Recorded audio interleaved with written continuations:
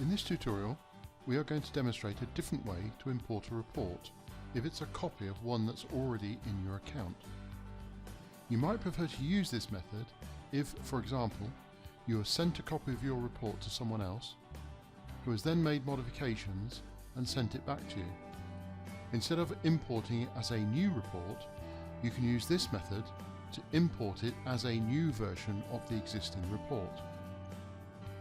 This import feature is triggered from the reports dashboard with the specific existing report selected.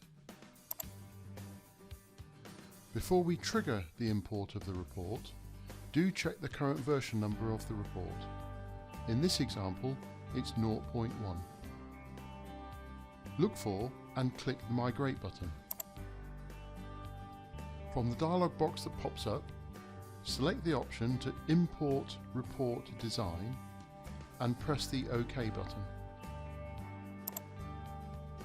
Browse to and select the new version of your report and follow the import wizard as you would for a normal import, but without the option to change the name.